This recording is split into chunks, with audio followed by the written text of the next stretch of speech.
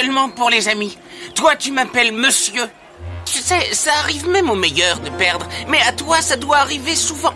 Je viens de recevoir mon premier Pokémon, et toi, pas. Bonjour à tous. Alors oui, le décor est là, donc ça veut dire, eh bien, c'est un nouveau MF+, une nouvelle critique. Ah, alors oui, après avoir parlé de Digimon, de Jurassic Park, eh bien cette fois-ci parlons d'un animé qu'on a tous connu durant notre enfance. Je parle de la saison 1 de l'animé Pokémon. Yes, mon préféré, enfin. D'ailleurs, petite précision, cette critique sera donc une première partie, vous vous en doutez bien, puisqu'il y a, je pense, énormément d'épisodes dans la saison 1, mais cette critique sera basée sur les épisodes 1 à 21 de la saison à Kanto. Donc, allons-y. Il faut bien avouer qu'au fil du temps, après quand même 21 ans d'existence, il faut le dire, Pokémon est devenu une véritable référence, surtout dans les jeux vidéo. Par contre, pour le dessin animé, c'est autre chose, on va le voir.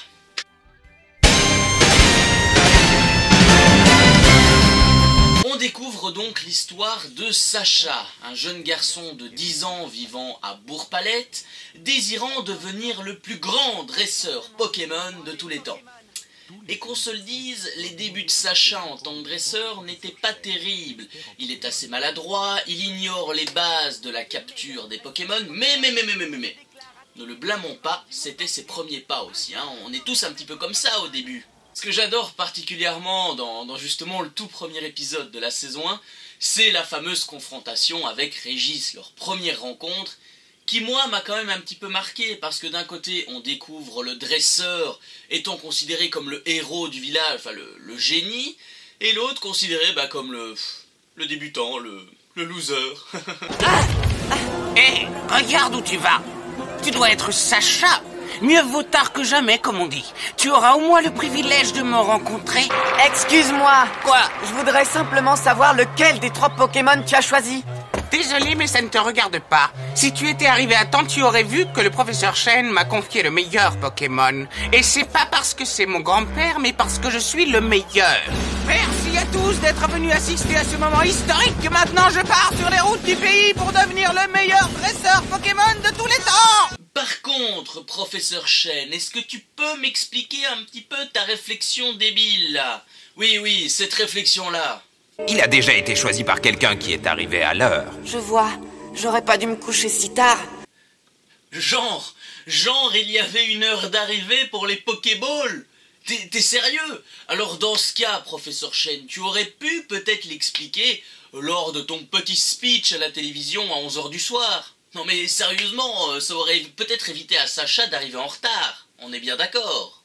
Étant arrivé en retard, Sacha n'a vraiment plus grand choix au niveau des Pokémon. Enfin si, il reçoit un Pikachu et ils s'entendent pas très bien.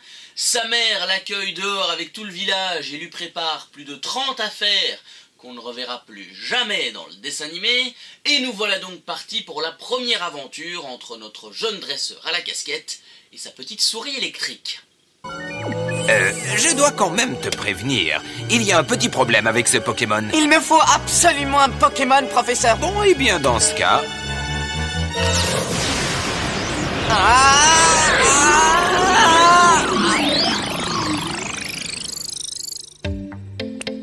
Pikachu. Il s'appelle Pikachu. On est tous d'accord, les débuts entre les deux là n'étaient pas terribles. Ils s'entendent un petit peu comme chien et chat, on va le dire. Mais on se rend vite compte que Sacha aime son Pokémon par-dessus tout. Alors, de base, parce que c'est son tout premier Pokémon, donc c'est tout à fait logique qu'il l'aime. Et de deux, il a clairement envie que Pikachu soit en sécurité. Par contre, niveau capture de Pokémon, c'est pas ça. On l'a vu, il essaye d'attraper un Roucoule avec un drap, et il arrive même à lancer une pierre sur un Piaf à bec. Bon, Sacha, tu es sûr que tu veux partir? Non, mais... Tu n'es pas encore loin du Bourg-Palette, il est encore temps de revenir à la maison, mon grand. Et je suis désolé, les gars, mais moi, la scène que j'adore, c'est celle où Sacha protège Pikachu des Piaf à bec. Dans cette scène, on ressent clairement l'amour que le dresseur a pour son Pokémon, à prendre tous ses risques, tous ses dangers. Et d'ailleurs, c'est ce qui va faire entendre raison à Pikachu, et c'est pour ça qu'il va le sauver, justement. Je m'appelle Sacha. Je viens du bourg Palette et je suis le prochain maître Pokémon. Alors vous ne me faites pas peur. Laissez mon ami tranquille. Je ne vous laisserai pas lui faire du mal. Vous entendez? Allez-vous-en. Pikachu rentre dans la Pokéball. C'est la seule solution. Allez-y. Approchez.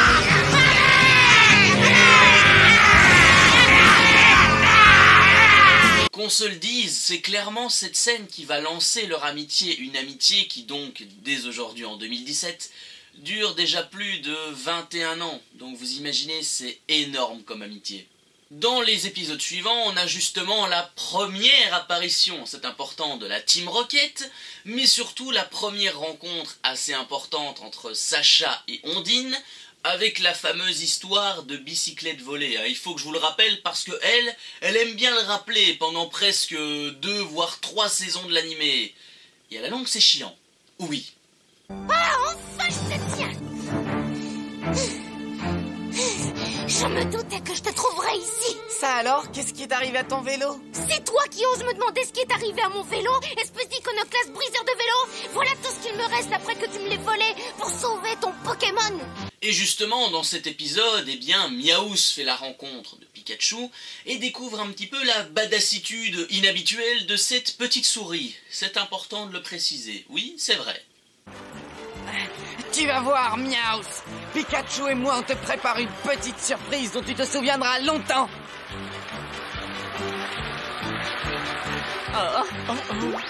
Miaous.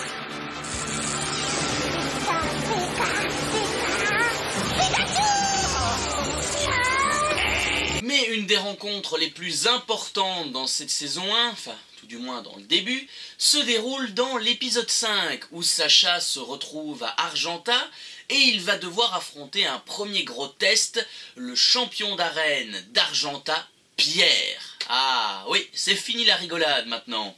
Y a quelqu'un? Qui es-tu? Je suppose que c'est toi, Pierre. Moi, je suis Sacha, du Bourg Palette. Je viens pour me mesurer à toi. As-tu déjà combattu dans un championnat? Un combat de championnat ne ressemble pas aux autres combats. Pour avoir l'autorisation de la Ligue Pokémon, il faut suivre des règles spécifiques. Notre jeune héros va donc devoir affronter les Pokémon de type roche, mais dans le jeu, on les a tous battus au début, on est bien d'accord, hein? C'était un petit peu la reine Easy, donc c'est quand même facile, non? Pikachu, reviens! Ah, il est bloqué. Je n'arrive pas à le ramener.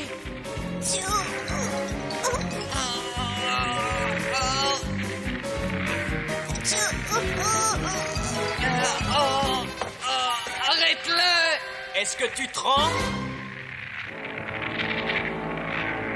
Oui, je me rends. Sacha, pourquoi tu me rends la tâche compliquée? Bon, je retire tout ce que je viens de vous dire avant. J'en peux plus. Oh. Il faut dire qu'après, même après avoir vu plusieurs fois la saison 1, je n'arrive toujours pas à comprendre pourquoi tu envoies ton Pikachu contre un Pokémon de type roche. Je veux dire, les Pokémon de type roche sont faibles face au type plante et face au type eau. Enfin, disons les types plantes. Donc toi, tu n'as qu'à envoyer Papillusion, tu fais poudre dodo, vive attaque et charge, et on n'en parlait plus. Je veux dire, tu aurais pu avoir ton premier badge en envoyant Papillusion ou je ne sais quel autre Pokémon, enfin ça aurait été plié. Mais bon, vu qu'à chaque défaite, il y a parfois de nouveaux conseils qui arrivent, de nouvelles astuces, on va découvrir un petit peu plus le personnage de Clint. Clint qui au final n'était qu'en fait le père de Pierre qui avait décidé de partir pour je ne sais quelle raison, mais il va décider eh bien d'augmenter la puissance électrique de Pikachu dans une espèce de vieux moulin, et finalement ben, ça aura porté ses fruits. Comme quoi, je vais encore vous faire chier, je suis désolé mais malheureusement le match retour, Sacha, le badge il ne le mérite pas. Aïe, ouf, je sais, ça pique. Vous êtes en train de vous dire de votre ordinateur, mais t'es fou, mec. Pourquoi tu dis ça en pleine critique? Alors, qu'on se le dise, Sacha a eu le badge roche parce que Pierre a eu pitié de lui. On est bien d'accord. C'est pas une victoire pour moi, c'est pas une victoire. Il a pas mis KO son Pokémon. Et le pire, c'est que vous refusez de l'admettre, mais Sacha, il obtient ses 2 badges de cette manière. Tout ça parce que quoi? Parce qu'il sauve la vie de quelqu'un ou de je ne sais quoi. Non mais c'est déconné, quoi. Moi je suis pas d'accord. L'eau du système anti-feu a faussé le combat. En gagnant de cette façon, je ne peux pas réellement montrer ma valeur. La prochaine fois que nous nous rencontrerons, je te battrai en combat loyal. Qui c'est? Je ne peux pas accepter ce badge. Je ne t'ai pas vaincu. J'ai abandonné. Tu te trompes. C'est toi qui as gagné. Il faut retenir du positif quand même de cette victoire un petit peu truquée. C'est que Pierre va donc rejoindre le petit groupe, et oui, pour partir en voyage et pour réaliser son rêve, c'est-à-dire devenir l'un des meilleurs éleveurs de Pokémon. Et je suis sûr que tu y arriveras, Pierre. Et oui. Dis Sacha, tu es bien sûr que je peux venir avec toi pour rencontrer les meilleurs dresseurs locaux? Bien sûr, j'en suis sûr. Plus on est de fous, plus on rit. Et puis, ça fait plaisir de pouvoir parler à quelqu'un. Mais dis-moi, la fille qui te suit comme ton ombre, elle est avec toi? Souviens-toi de mon vélo et rappelle-toi que je te suivrai tant que tu ne l'auras pas remboursé. Alors, c'est devenu une habitude dans cette émission et dans les critiques que je fais. Faisons un petit point personnage. Bon, bien que Sacha ne soit pas excellent au début de l'animé, on peut le dire, ça reste mine de rien un personnage mythique dans cet animé et dans cette histoire, qui au fil des saisons progresse petit à petit et apprend de ses erreurs après chaque combat ou chaque défaite. Et c'est ça qui est important au final, et c'est ce que j'aime chez lui. Je suis également un petit fan de la Team Rocket. Bah oui, écoutez, c'est pas qu'ils me font de la peine, mais je veux dire, ils ont une médiocrité sans nom à capturer Pokémon légendaires ou petits Pokémon, mais le plus important, c'est qu'ils sont déterminés. Ils restent fixés sur leur objectif numéro 1 pendant tout l'animé, les 20 saisons, à capturer Pikachu. Et ça, j'aime bien. J'aime bien quand quelqu'un est déterminé et qui n'abandonne pas, même si à chaque fois, il se heurte à un mur qui est difficile à abattre, il faut le dire. Pierre et Ondine sont également 2 personnages intéressants dans cette histoire, qui au fil des épisodes n'hésitent pas à prodiguer quelques petits conseils à notre dresseur pour qu'il progresse justement au fil des saisons. Donc ils sont un petit peu là pour le coacher et pour le soutenir, et ça j'aime bien. Passons directement au duel le plus intéressant dans les épisodes, c'est le duel entre Sacha et Ondine à la reine d'Azuria, et oui, la reine des Pokémon de type eau. Et ce que j'aime bien dans ce passage, c'est la découverte des 3 sœurs d'Ondine, qui même en jouant les petites starlettes, arrivent à garder leur combativité de championne. Parce que oui, j'ai pas souvenir dans les jeux qu'il y ait les 3 sœurs sensationnelles d'Azuria, puisque c'était Ondine, mais pourquoi pas, il y a bien eu les triples champions lors de la saison à Unis, Archie et tout ça là. Eh oui, nous sommes deux sœurs, toutes les 3. Nous sommes les sœurs sensationnelles. Des vedettes internationales. Ah, mais pourquoi ce spectacle? C'est notre hobby et nos fans adorent nous regarder danser dans l'eau. Oui, et nous on adore éclabousser le public. Et clairement, ce duel entre Ondine et notre petit dresseur est vraiment, vraiment cool. Je veux dire, c'est pas le plus cool des combats d'arène de la saison 1, mais on laisse véritablement de côté l'aspect amitié, l'aspect affectif, et la bataille finale aurait été beaucoup plus intéressante si la Team Rocket n'était pas venue avec son petit char aspirateur interrompre les hostilités. Oui.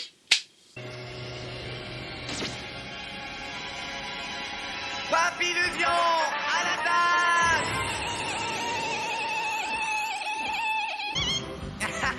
C'est moi qui vais gagner! Starry, pistolet à eau.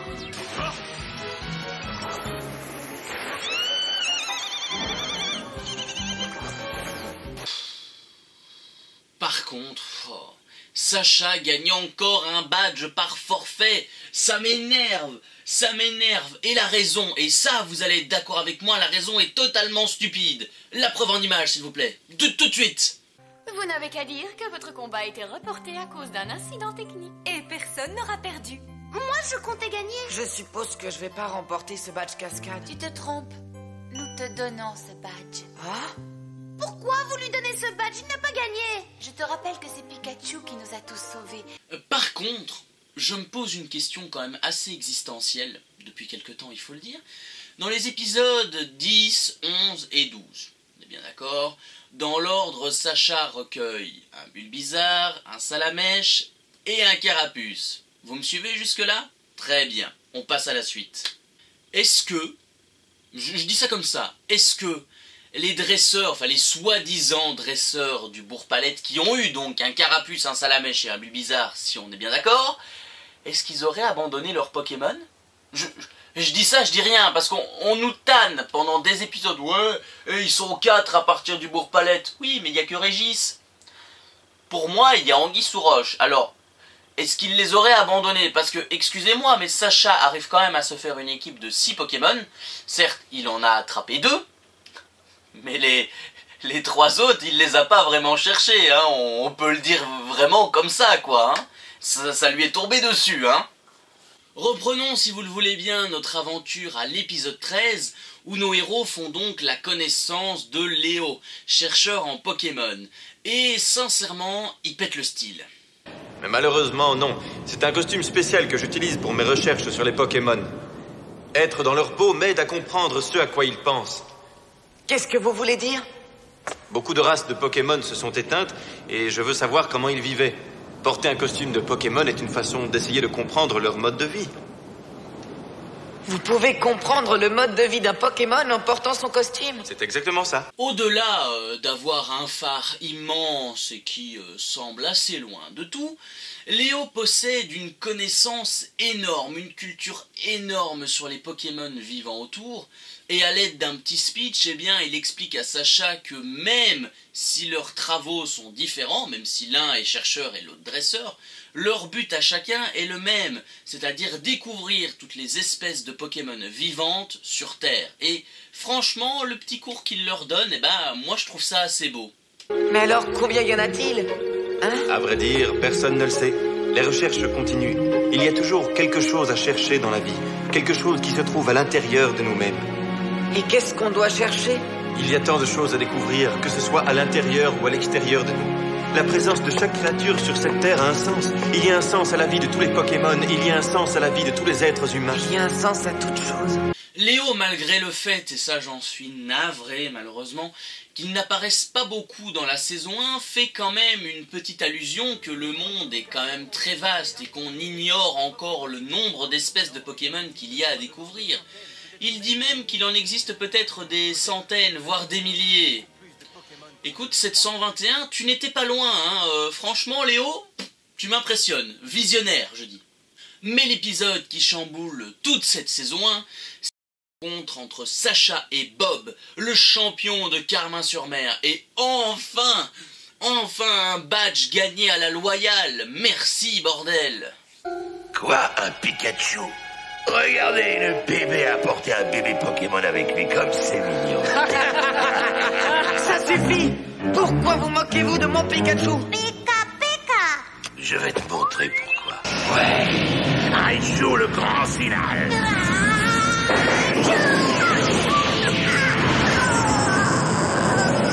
Ça, on en parlera dans une prochaine critique, mais mis à part la dominatrice et la sadique Morgane, Bob est quand même un champion qui aura donné du fil à retordre à notre dresseur et surtout, le plus important, une remise en question complète pour Sacha. Vous imaginez, le gars s'est remis en question complètement après la première défaite face à Raichu. Une remise en question qu'il a quand même presque obligé à faire évoluer son Pikachu à l'aide d'une pierre foudre. Oui, mais le fait que notre petite souris réfute cette idée démontre qu'il préfère gagner de l'expérience, engranger des combats, plutôt que de évoluer dans la précipitation, comme l'a fait le Raichu du Major Bob. Ouais. Waouh! Une pierre foudre! Une pierre foudre? Exact!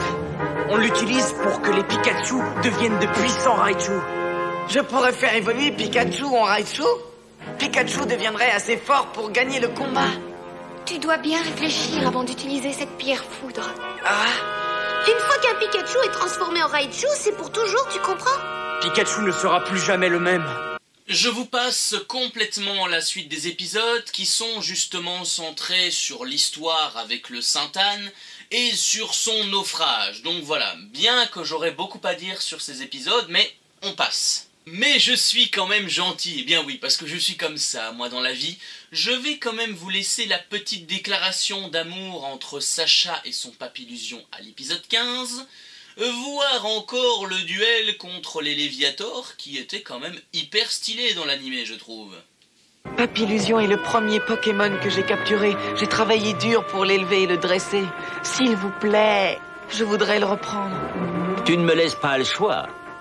Je suis vraiment désolée. C'est la Dracorage, l'ultime attaque du Léviator.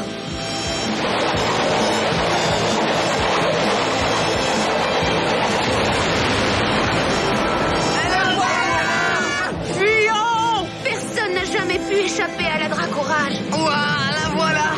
On va passer à un épisode que j'apprécie beaucoup dans cette saison 1, c'est celui du fantôme de la jeune fille, qui va nous plonger dans une intrigue amoureuse un petit peu spéciale. On se retrouve donc sur l'île du pic de la bien-aimée, si je ne m'abuse, qui justement fête un festival célébrant la fin de l'été. Voilà, au Japon c'est comme ça, nous on n'a pas ça en Belgique, hein, il faut le dire, nous on n'a pas ce genre de choses. Mais le plus intéressant, c'est que Pierre et James de la Team Rocket tombent amoureux d'une fille qui est morte il y a plus de 2000 ans. Waouh, tout ça pour attendre son amoureux. Génial, c'est trop beau l'amour. Wow, elle est canon! Pikachu. Bah, ouais. Pire encore, selon le vieux sage, notre jeune femme aurait passé 2000 ans à attendre le retour de son amoureux sur un rocher. Not found. Les lettres ou les pigeons voyageurs, ça devait certainement exister, même il y a 2000 ans. Je veux dire, voilà, tu écrivais sur un parchemin, tu l'envoyais, et s'il te répondait pas, c'est que... voilà.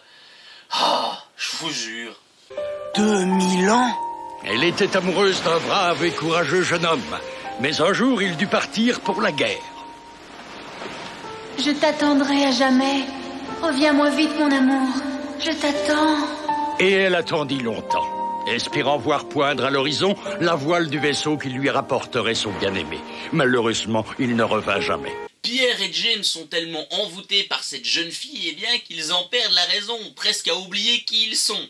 Dites-moi, elle doit être très haute, cette femme. Oh oh, ça doit être quelque chose, hein. Oh, oh, oh, oh, oh. Mais c'est toi? Ce n'était donc pas une vision? Plus de 2000 ans.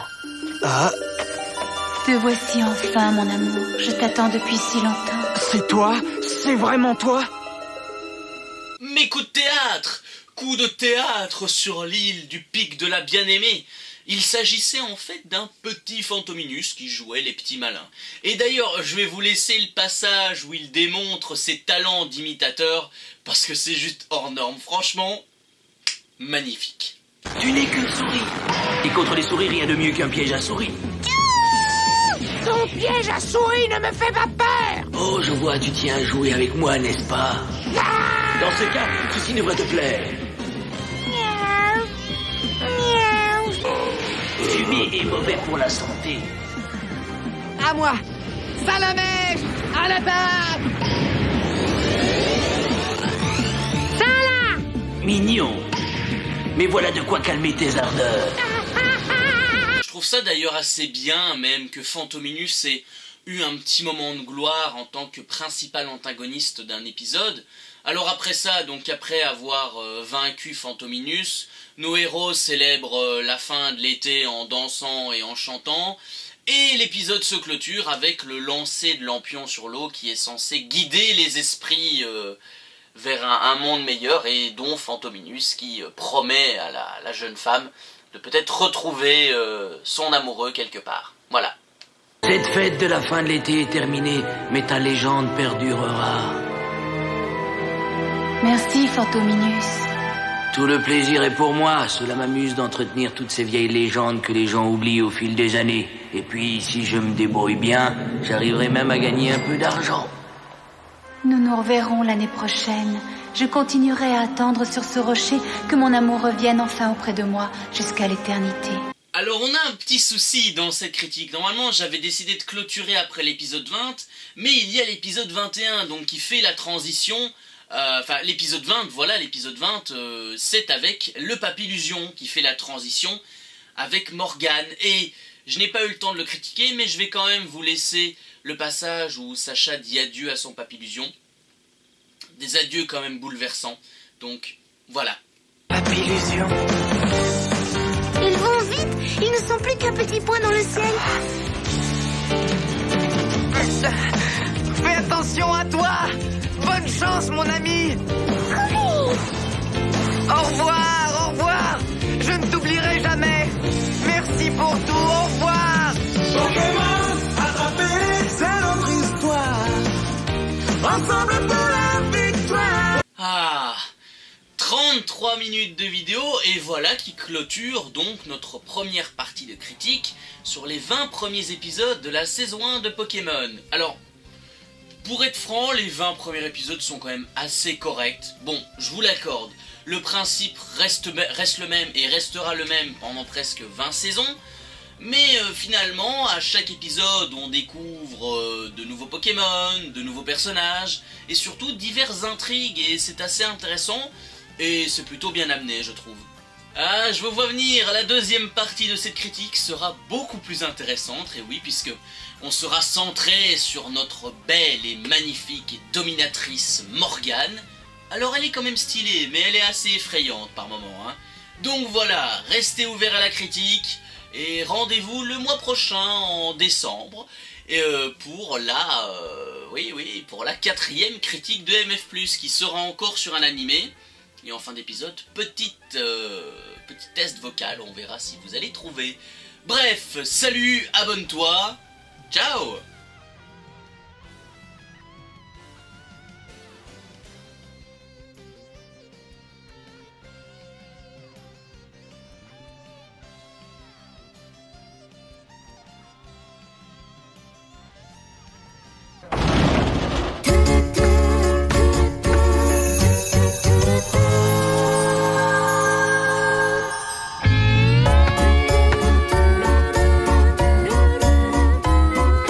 Bonjour, je m'appelle Chitoge Kirisaki et j'arrive tout droit des États-Unis.